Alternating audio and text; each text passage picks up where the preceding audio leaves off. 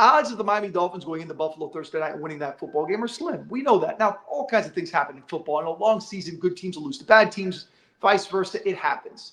But in this circumstance of a short week going on the road, everything is against the Dolphins.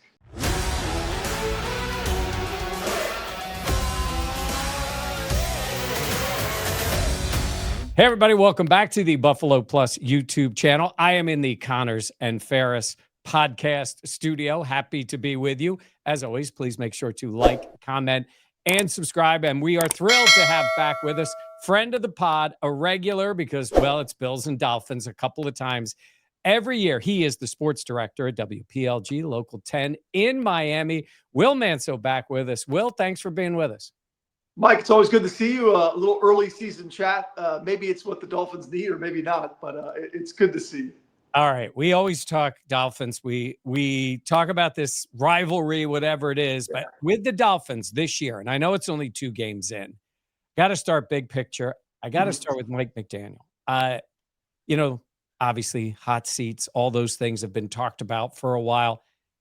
The way it's going right now, is he in trouble now as the head coach of the team? It's a great question, Mike, because I don't think anybody knows the answer, but I think everybody wonders what the answer is. Like, we don't get to talk to Stephen Ross, the owner of the Dolphins, much. He released a statement at the end of last year. We haven't talked to him on camera in a couple of years. We can only go by the timeline. I take you back to August 30th of last year, a little over a year ago. Stephen Ross gave Mike McDaniel a contract extension. So you're talking about a contract extension a little over a year ago, a team that had come off back-to-back playoff appearances, still without a win in a quarter century, but appearances. It seemed like Mike McDaniel was the guy to lead this team to the future.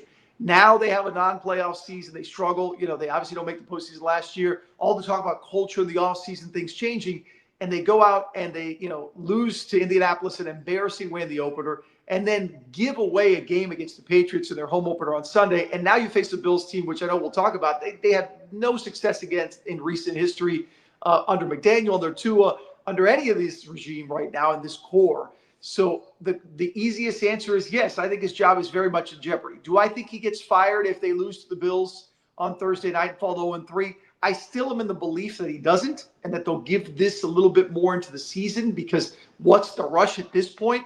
But if they get embarrassed on national television, Amazon Prime game, whatever you want to talk about, the game of the night, the only game that anybody's going to have eyeballs on, and they're 0-3, there's a chance Stephen Ross says, I'm going to pull a plug on this and let's try something else to save this season. Yeah, I know as reporters, we're in, but not all the way in, right? We can't ever know everything, but you've been around this team a long time.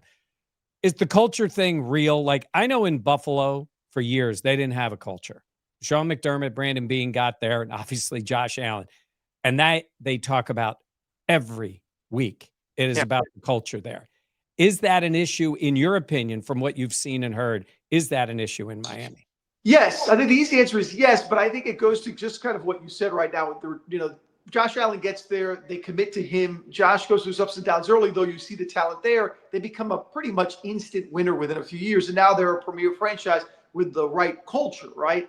Winning cures a lot when it comes to culture. Right now, the Dolphins aren't winning. And when Mike McDaniel came in, nobody was talking about the fancy watch and the sweatpants and the Air Force Ones and all that stuff. They thought it was cool because Mike McDaniel was winning games and they were scoring, had a 70-point game and were the talk of the NFL. When you don't play well and when there's all this internal talk, when guys leaving on the way out are putting you down or talking about the culture and you're losing games, then yes, I will tell you from my experience, being around that team, you could call it culture, you could call it coaching, you can call it disconnect, whatever it may be. There is not a connection right now. There is not a relationship that seems to be working between McDaniel that's getting through to his players, and the results on the field are showing it. So yes, they do have a problem, but a lot of that stems from the fact they're not winning football games. All right, so while we're on big picture, we're going to talk about the quarterback and Tua.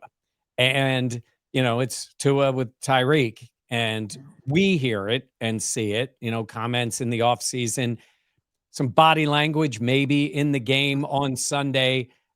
Where is Tua as the de facto leader of this team? He's the quarterback. He's the guy they paid. And where is he with McDaniel and guys like Tyreek and the offense? Where is that now for Tua? Well, I'll tell you this, Mike. I'm not a Tua apologist. I'm not going to sit here trying to defend everything he does. I think there are some clear issues that are going on right now from a physical perspective, from the way he's playing. Just on the playing field, decision making, what he's doing is lacking a bit. It's regressed a bit. People talk about his injury history, his concussions. This is not what I'm talking about. I'm just talking about sheer play. Right now, he is not playing well. But it's not all on him. There is a communication issue going on with what this offense wants to do. We saw it. Anybody watched that Patriots-Dolphins game, the final drive, false starts, having to call timeouts, procedural penalties, not being ready, issues calling the play. And these are things that shouldn't be happening 4 years into a relationship of head coach and quarterback. But they're happening. They're happening in the worst moments of games. So that's number one. I think there's a disconnect there with him and Mike McDaniel that they have to figure out. That's amazing 4 years in. They haven't figured out. Number two is Tyreek Hill, to me, has 1 foot in, 1 foot out. He's saying all the right things, but I think internally, and you can see it within him, he is still the Tyreek Hill that was frustrated at the end of last season that says those things. And now he's saying the right things. Credit to him. He's not stirring things up. He's saying the right things. But I think with the idea that he's not happy with his quarterback, he's not happy with his offense, he's not happy with his role, he's not happy with the losing, nor should he be. But I think as leaders, so you talk about the three leaders, right? The most talented player, right, in Tyreek, the quarterback in Tua, and the head coach Mike McDaniel. None of them seem to be in unison. And that's happening. That's a problem. So I think what you got, Mike, is you've got the quarterback in Tua, the most talented player on the team, I think you could say, in Tyreek Hill, and the head coach Mike McDaniel, who don't appear to be in unison. There seems to be this disconnect. And that's just my opinion from being around them. But I know I'm not alone in that thought that there's always hey, it's my fault, I'm a leader of the team. But, they each get the buts in there. But this person or this group or this thing has to do their job. And when you start that finger pointing, you're like, yeah, I'm pointing at myself, but I'm pointing at others. I think it causes this confusion. The Dolphins are a team right now that's lacking an identity, and I guess in a way lacking culture. I think it was Mike Florio had a story come out saying the Chiefs are interested to get Tyreek back. That wouldn't stun me, only because he's been there, he's had success. It's Andy Reid. That's got to be on the table at some point, isn't it? I mean, he is still mega talent, but if the Dolphins decide we got to change this up a little bit, it's funny that they gave up a lot to get him, but couldn't that happen? I mean, I'm not saying that, like they've told you we're trading them, but you would think that could be something that happens during the year. Oh, absolutely. Look, have they hinted that could happen? No, most teams aren't going to leak information like that. And if anything, I think it was the Florida report that said that there have been no, or was it Schefter? One of those insiders said there have been no calls to the Dolphins, nor the Dolphins taking calls. I mean, that's just the way to me. People leak information. They're like, hey, let's start talking. We haven't talked just yet. I think especially if there's a change in head coach and then potentially general manager, I think the first thing you have to do is, okay, how do we pivot from this? And the easiest way is to trade the guy that was not happy at the end of last season. And so the wrong side of 30, that is, let's face it, at times up and down with his play and his emotions, that at any moment something could happen. I think you look at Tyreek and you say, this is the guy we have to move on from and try to start fresh. And I will say this, I hinted on it earlier that Tyreek has been answering questions great. He's been great a locker room with the media. He's been saying the right things on camera. He has been good this year. And by the way, through the ups and downs, not just the play, the off the field stuff, he's handled in a very professional way. I don't think that's unintentional. I think Tyreek is trying to stay at his best behavior because he knows if those phone calls come in and he gets the opportunity to go to a great spot like, let's say, KC again, he doesn't want something else from the outside to derail that possibility. All right, so now let's go to the game they just played, because obviously they start out the year just an abysmal game against the Colts. And then they come back at home, and if you just look at numbers, the little box score scouting, you say, oh, Tua, 26, 32, 315, a couple of touchdowns, right? But when you started, and you mentioned before, problems at the end of the game, taking a sack there at the end when you're stuck, you need a play, and Achane not going out of bounds when they, or did go out of bounds when they needed to try to keep the clock going, all the little things. How much of that do you think, and I wanted to get to you about the fan base, because I know a lot of times we've talked about, you've said at some point they go, same old Dolphins. Yeah, it's the slogan. It's the same old Dolphins again. Yeah, it's the same old Dolphins in the sense that, the same old Dolphins in many ways is different, right? There are different things that do them in, but it's still the same result, which is something, right? Unusual does this team in. And to your point, let's go through the sequence for those who maybe didn't see the game or just saw the highlights. Dolphins go down the field in the fourth quarter. They get the ball with a minute 50 left and one timeout, down 4. They've got to score a touchdown to get a chance to win, or down 6, excuse me, to get a chance to win. They've got to score a touchdown, no field goals. They go down the field. Devon Achane appears to score go-ahead touchdown with a minute left, but he went out of bounds. Foot out of bounds. They call the play back, but they're at the 18-yard line. 18-yard line with a minute left. They get back-to-back penalties out of that. I mean, back-to-back penalties out of a completed pass that went out of bounds that you thought was a touchdown. There's miscommunication. Tua goes out of bounds on a third down instead of throwing the ball somewhere, finding a guy, and then gets sacked on a fourth down. So your third and fourth down, you don't even get a play out on the field somewhere. That's, Mike, the definition of same old Dolphins. You know, if the throw is down the field and it's incomplete, if it's a Hail Mary and it gets picked off, okay, fine, those things happen. But the things that seem to happen to the Dolphins are things that don't seem to happen to other teams. You know, it's the old saying, good teams find ways to win, bad teams find new ways to lose, as they did on Sunday. Yeah, and when that happens, there's two ways it can go, I think, with a fan base being mad. It's either angry or the team becomes dismissed or irrelevant. Apathy. Apathy. Yeah. Are you feeling that now? Is it apathy right now with the Dolphins? There's been apathy a while, I think, Mike. I think, and in this town, look, you know, in Buffalo, it's different, right? In Buffalo, ugly, good, great. Bills fans are going to stick with their Bills. This is what the town is about, right? Buffalo Bills represent that town. And I know there are other pro sports, but it's the Bills town. Let's face it.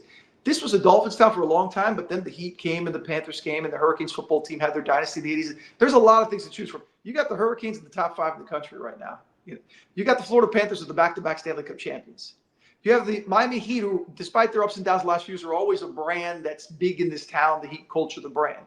The Dolphins are quickly falling behind all those teams and all those passions. There's only so much money and passion to go around for a family, for an individual as a fan.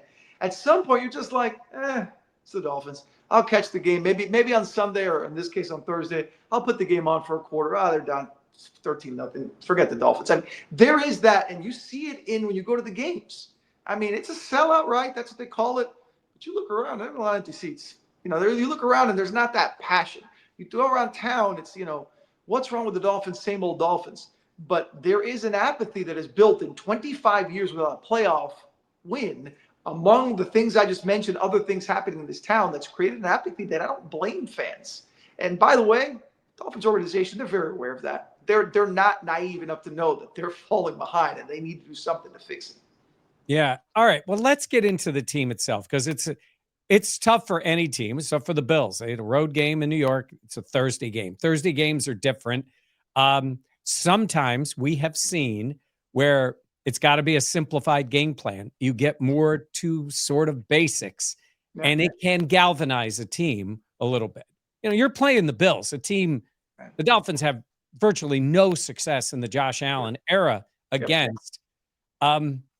Is there a chance that this team has something in them? It's still early in the season that they go, why not? Why not change it around? Or they do make some adjustments because it's the quick week and nobody's expecting a lot out of them, that they could come into Buffalo and play a little freer, play a little better, and get away from home maybe. And it might be something positive for them. Well, I look at it this way. If they don't, then you need to probably fire the coach, right? Because if you can't play with desperation in the most desperate of times against a rival and just counter punch, stick around, the odds of the Miami Dolphins going into Buffalo Thursday night and winning that football game are slim. We know that. Now, all kinds of things happen in football. In a long season, good teams will lose to bad teams, vice versa. It happens. But in this circumstance of a short week going on the road, everything is against the Dolphins. So show some fight. I think if the Dolphins go in there and do show that fight, as they did, look, a few years ago, remember the playoff year where they didn't have Tua, and they went in there with a backup quarterback, and they played a tough game into the second half and had opportunities. You left that game thinking, man, they fought. You have to leave Thursday night feeling they fought. If they're 0-3, they fought, though. They rushed Allen. They pressured him into mistakes. They stayed close. They had a chance in the fourth quarter, or at least put a drive together to tie the game. Show some life, because, Mike, if they don't, I think that says more about their head coach and the culture and the things that you asked about earlier then probably anything can show. If you go in there and you lay an egg and you look like you have quit on your team, on your coach, on your teammates, that's a bad sign. It's a very bad sign. All right. We've talked about Tyreek, about Jalen Waddle, Tua. HM, we've seen a lot. Yeah. He's a talent, though, right? I mean, I say in the pass game, he's got that speed. Like he is and probably should be a weapon for them coming up on Thursday night. Well, to this, to your point about how do the Dolphins, can they show life? Part of it is the emotion, right? The energy, the desperation. But from a football standpoint, their best chance to win is Devon Achane has a huge night. Their best chance to stay close is Devon Achane not just runs the ball, which he can. He's averaging well. He's doing a good job. He's not getting a lot of carries, but when he gets them, he's making the most of it. But Mike, they split him out wide. They bring him out of the backfield. He's got a couple touchdowns in a couple games. Granted, one of them was a mop time against the Colts, but the other day against the Patriots, they split him out. He cut. Quick crossing route, boom, touchdown. I mean, he's a dynamic player. That's one player that they definitely hit on that you can build around in the future. Say, okay, we got our dynamic back. And he's that kind of back that, again, he could do it out of the ground. He could do it out of the backfield as a pass catcher. He is, quite simply, their best chance. While people are going to look at Tyreek, is Tyreek going to have a big game? Can they get Jalen Waddle loose? Devon Achane needs to have a big game for the Dolphins to stay close and have a chance to compete Thursday night. Let's go to the other side of the ball. And I see names. Like, the Dolphins still have names when you go through and you see Bradley Chubb and you see Jalen Phillips and you see Matthew Judon and they drafted Kenneth Grant. So again, Minkah Fitzpatrick back, who's a Minkah NFL player. Yeah. And they made that move. But it looked like they had issues. They've had issues in both games. Daniel Jones well, and he torched him. Yeah. Torched him. In the first game. Is this defense still trying to figure out what they are? I know Rasul Douglas, former Bill, is now there, and I don't know how specifically he's playing. Is there something there in this defense that looks like it's just going to take a while, or is it just not a great collection, even though, like I said, it's names that people still recognize? Well, the disappointing part is teams are having success running the football. You can attack them. The other day, the Patriots just kept churning out yards and converting third downs. And look, they faced two quarterbacks that can run in Daniel Jones and Drake May, but now you face the ultimate quarterback who can run in Josh Allen, who can not just run, but bowl you over. They are having problems, and it's just the first three games, they happen to have these athletic quarterbacks that can run around and extend plays. And again, now you get the best version of that in Josh Allen. That's a problem for them, is getting off the field. And I think, you can get off the field, get some 3 outs, it changes the complexion of a game. Dolphins defense isn't doing that. The biggest problem going into the season, Mike, is that their secondary the corners were a mess. That's why they went out and got a veteran like Douglas late in camp in preseason. He's not going to fix their issues. Anthony Weaver, who has been talked about as a potential interim head coach if they do fire Mike McDaniel, is a very good defensive coordinator. But you can only do so much with your defense with the talent you have. Their front and their pass rush with the guys, Bradley Chubb, Jalen Phillips, Matthew Judon, and Chop Robinson, who's a very talented second-year player, is very good. But if you can break through, run the ball, and extend plays, and quarterbacks can find guys running around the secondary, it doesn't really matter. So, and again, when you go up against Josh Allen, ideally you'd love to pressure him and keep him in the pocket and sack him and frustrate him. That's so hard to do, especially with the back end of the defense that, quite frankly, can't hold for more than a few seconds. So it's going to be a problem. That's been the problem, and I don't know how that gets fixed because the personnel, more so than the scheme, is the issue right now. Sometimes they talk about 3 phases. So you're struggling.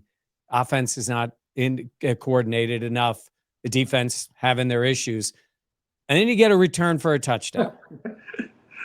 And then you give up a return for a touchdown. Yeah. So bad teams find ways to lose. Yeah, but that's wild. But in terms of the return, let's talk on the positive side for the Dolphins. There's an impressive play for you, right? Yeah, Malik Washington's a name that I think Dolphins fans, again, Devon Achane is the guy that Dolphin fans hang their hat on, and so he's part of our future. Malik Washington is a guy they really like, young wide receiver who hasn't got a lot of chances from a receiving standpoint, but you see the playmaking. We saw it on the 74-yard punt return. Tyreek Hill said it after the game. He's like, man, I tell Malik every day, you've got it. You are so good. This kid is so special. They want to keep giving him opportunities, and they will. And it wouldn't surprise me if there's some sort of an end around or a play or a quick bubble screen or something to get him in space that they try to do Thursday night to get him in space to make a big play. But those are ways that, this team could find a way to get engaged. The special teams, case in point, a 74-yard return, you take the lead, you're feeling great, and then the ensuing kickoff is returned 90 yards against you for a touchdown. That's just the way this team is. But that's a player, and those are things that I think that we could see them try to do on Thursday night outside of just like, hey, try to get Tyreek Hill open. Yeah, it's funny. Special teams can really hurt you, but then sometimes you get bailed out. I'm watching Tampa Bay last night, and they give up a blocked punt and then a long return on a punt. But then Baker takes them down the field at the end. And sometimes you can make up, if you've got the guys, you can make up for other mistakes. It isn't always working. Well, the Bills certainly saw it in their first game when the defense got torched, and then Josh Allen went Josh Allen, and they ended up winning the game. But, it's tough to have that. Like, you get a moment for the Dolphins. And that's the thing, Mike. I think you go back to that fourth quarter, that final drive. I think everybody thought, okay, this hasn't been the prettiest game. It's been a terrible start to the season. They got embarrassed against Indy. This game got out to a rough start. It's been a bad start. But your franchise quarterback has got the ball with 1:50 left, and all you got to do is go down the field in front of your home crowd and win the game. And they couldn't do it. And it wasn't just that they couldn't do it. It's that they were right there to do it, and they gave it away. I forgot the exact quote of Mike McDaniel, but it was something to the effect of, I'm paraphrasing because I can't remember the exact wordage, but we had the game there and we gave it away. It's essentially what he said. And that's true. It's frustrating. They were right there 18 yards away with plenty of time, and their leader and their players, and they screwed it all up. All the mistakes and penalties and timeouts and lack of communication. And that's the disappointing part, that you can't say like, hey, maybe they'll turn things around, because something as simple as that, they can't do. Yeah. We all look at droughts. The Bills had the long one. We were just down against the Jets. The Bills playing against the Jets. And, of course, they have the playoff streak. They haven't made the playoffs. But it struck me when I looked at the streak for the Dolphins of not winning a playoff game. 25 years. Yeah, December against the Colts. I mean, the Colts were in the AFC East at the time, right? It had to be. Overtime win against the Colts at well, I don't know what the heck the stadium was called back then, but Lamar Smith had the game-winning overtime touchdown. And it had to be. Was that Harbaugh? Who was playing for the Colts? Was it? I'm trying to think who. I'll be honest with you. I don't remember who the quarterback was for the Colts. Yeah. That's a great question, Mike. I don't even remember who that was. But you're talking about going back so far without a playoff win. And as you mentioned, you've had Heat championships. You've had Marlins championships. You've had, obviously, the Panthers, and not winning a playoff game. No, for that franchise. With the ones with you got the Super Bowl trophies in the, they're collecting dust now. It's been a long, long time, but I look at it. You can only put it in perspective of your eyes, right? Like I talk to Dolphin fans all the time, young and old, and the older generation will tell you, I remember the 72 Dolphins and the 73 Dolphins in the great days, and you have the younger generation that are 23 years old. They're like, I've never seen a playoff win. And I look at it from my perspective. My first year at the station was 1999, which was Dan Marino's last year. A year later, we get that win. I'm thinking, okay, I'm covering a playoff win, a team with history with Marino now passing the torch. And it's 25 years later, they haven't won another playoff game. And I think back, I just turned 50 years old this year. I've never been alive. There you go. I've never been alive for a Dolphins Super Bowl win. I mean, it's great. And I feel like, I'm not a young guy, I'm not a long guy, but she's 50 years, over 50 years, you haven't won a Super Bowl. It's amazing. Again, for a franchise that has history. This is a historic, I think we can all agree, through the ugliness, this is a historic franchise. Don Shula, the all-time winningest coach, the perfect team, Dan Marino, one of the great quarterbacks of all time. And you can go down the list of Hall of Famers, and those two things stand out. No playoff win in 25 years and no Super Bowl win in over 50 years. That's incredible. Yeah, it is. Last thing I'm going to ask is, there was a time when they were changing the divisions, and Ralph Wilson did not want the Bills to lose their rivalry with the Dolphins because it was something between the two franchises. From your perspective, are they still rivals? I know they play in the division and they play twice, but do you still see it as a rivalry between the two? Because it has been, especially recently, has been pretty one-sided. Yes, I do. I do, because I think there's two aspects to it. The older generation fan remembers the Jim Kelly, Dan Marinos, and the great matchups and over the years. And, and for a long time it was the Dolphins' dominance in the series, and now obviously with Josh Allen, it's been the Bills' dominance. But there is something from the perspective of the Dolphins and the fans of like, hey, that's the team we're trying to get to. For so long, the Patriots were the standard in that stretch. Where the Dolphins stopped being good, the Patriots were dominant, the Bills finally caught on at the end of Tom Brady, and now Josh Allen is the guy.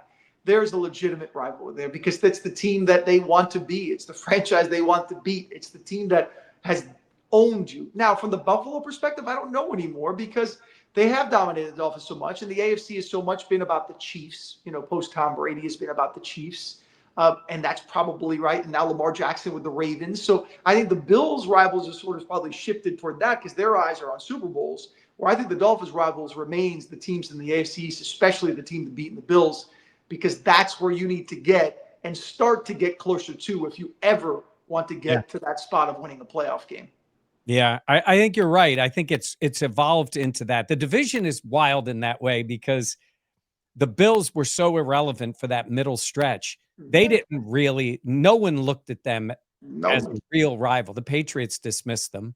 I mean, they kind of did. And now, obviously, that has turned. But everybody's chasing them. Everybody's chasing them. So it's easy when you're the hated team, the chase team, to be the rival as opposed to vice versa when you're the team trying to chase the ultimate thing, Yeah.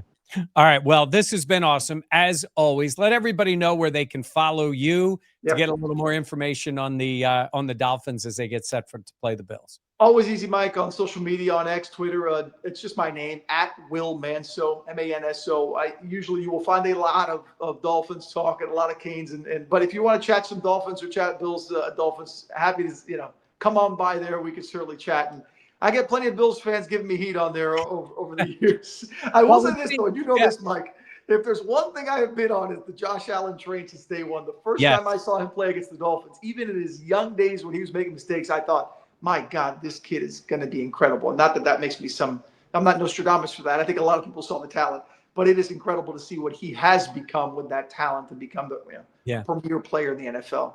Yeah, and he's found a way to get better and better each year, which is something from where he started. Yeah, Will, I see you at the Panthers games. We're going for the Cup. We see you doing the work with the Miami Heat and doing all the stuff down there. Keeps us sane. It keeps us sane. If it was just the Dolphins, we'd be crazy.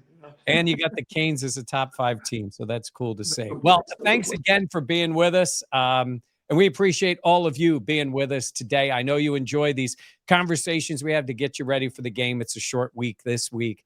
But thanks very much to Will Manso. And to all of you, please make sure to like, comment, and subscribe. We're enjoying ourselves here in the Connors and Ferris podcast studio. Dan and Jenna will be joining me. We'll be doing our podcast early. It'll be out in the morning on Wednesday. So to have that ready for you, to get you ready for the game also on Thursday. So make sure you look for that. For Will Manso down in Miami, getting ready to cover the Bills and the Dolphins game coming up. I'm Mike Catalana. Thanks for watching Buffalo Plus, and we'll see you next time on the Buffalo Plus YouTube channel.